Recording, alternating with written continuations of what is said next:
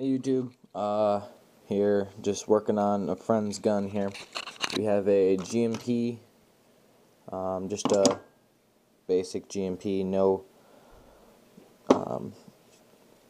nothing real special. I believe it was one of the riffs. Grab my, yeah, it's the one with the Rasfix. Nice rifle. Been fighting next to it for a while now. Turns out he was having some problems with it. Turns out that he had no Hopup or Hopup nub, just gone, nothing. Once I figured that out, I told him I would just, sorry if the camera's a little shaky, I told him I would just go through it, do an air seal, everything, make sure everything's all okay before he orders parts. So I just opened it up. I've done nothing. Doesn't look too bad here. Wires all look very good.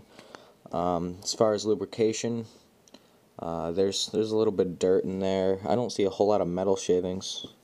Maybe a little bit in the gears, but nothing that normal wear and tear doesn't induce. Yeah, the lubrication is not too much, but it's not dry either. Doesn't have ball bearing spring guide. It has a little washer here, which probably does about the same thing, but it is not ball bearing. Spring. Let's see here.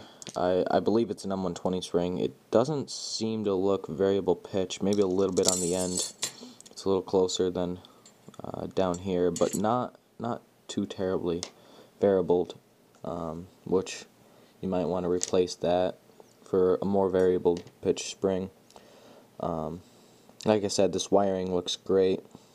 Let's pull out my piston here, or not my piston, but you know, if I can get this out. Like I said, doing this with one hand. Okay, there's your piston.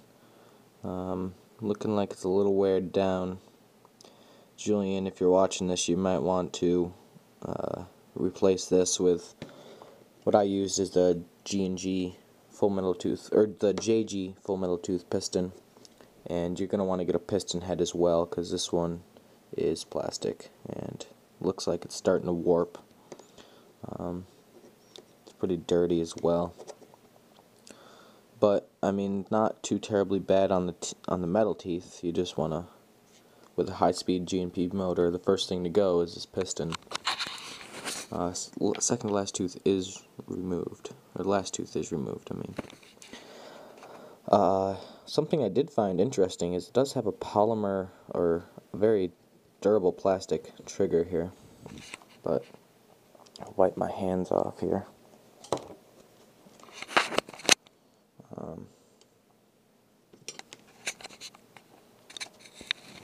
I'll kind of see if I can do this.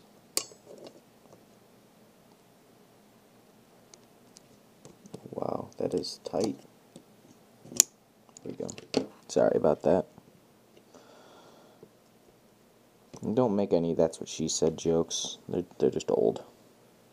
I'm trying to get this off. There we go. So I can get to the gears. Inside there is not too bad. Gonna want to polish that up. I like this. I like this tappet plate. It's nice. And cylinder head, or the air nozzle, does not have any O-ring on it. It looks like it's supposed to, but it's gone. That might be another cause of your air seal problems. You might want to get one of these. But I'll clean it out and I'll see how it does. I'll check your air seal later. I can't do that with one hand. And as far as gears, pull off your gear here. A little bit of metal on them, but overall they look really good. I'll have to check the shimming once I get this off.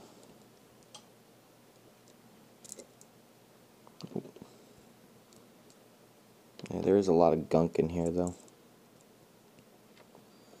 Get this bearing back in, get this in, and we'll check our shimming. At least without putting...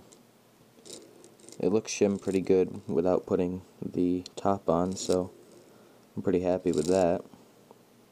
I'm not gonna re-shim that at all, it looks good. Yeah, once we get all this gunk out and stuff, it looks like it should be fine. I'll lube it up and do some air seal, and looks pretty good. So G&P M120 motor, not bad, not bad.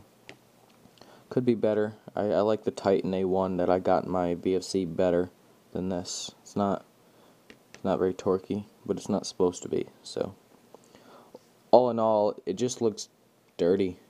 That's all on the inside. Just clean it up and it should be good to go. Might want to get another air nozzle and, whoops, that's my phone. Another air nozzle and obviously your Hopup components.